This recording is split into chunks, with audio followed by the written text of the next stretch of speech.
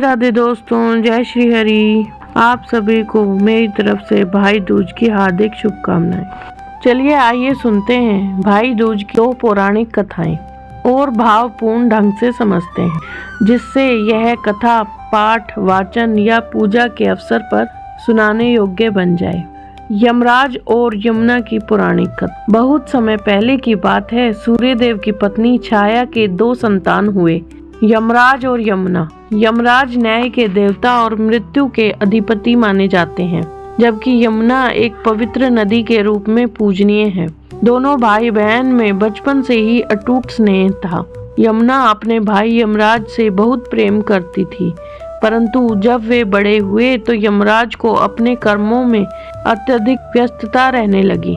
वे प्राणियों के कर्मों के अनुसार न्याय देने में इतने रमे रहते कि अपनी बहन से मिलने का बहुत कम हो पाता। यमुना बार बार अपने भाई को संदेश भेजती, भैया एक बार मेरे घर आओ, मैं तुम्हारे लिए अपने हाथों से भोजन बनाऊंगी, तिलक करूंगी और तुम्हारा स्वागत करूंगी। परंतु यमराज हमेशा अपनी व्यस्तता का कारण बताकर टाल देते।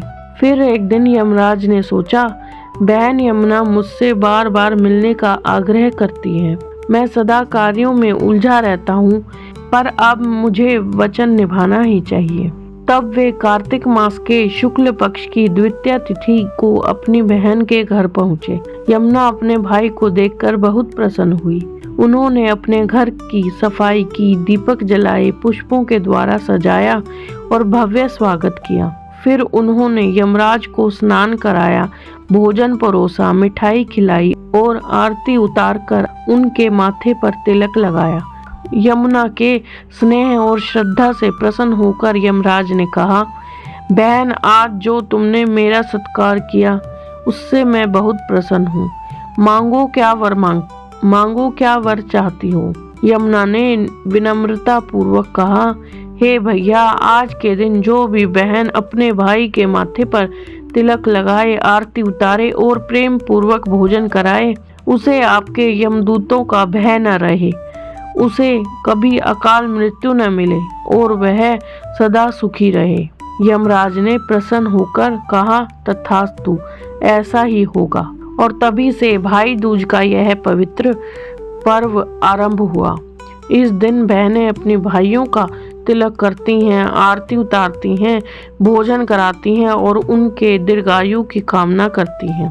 भाई भी अपनी बहनों को उपहार देकर स्नेह और सुरक्षा का वचन देते हैं। इसी कारण इस दिन को यम द्वितीया भी कहा जाता है। भाई दूज की दूसरी कथा श्री कृष्ण और सुभद्रा की है। एक बार असुर राज नरकासुर के तीनों लोकों में आतंक फैला रखा था। उसने अनेक देवताओं को बंदी बना लिया और बहुत सी कन्याओं को कैद कर लिया।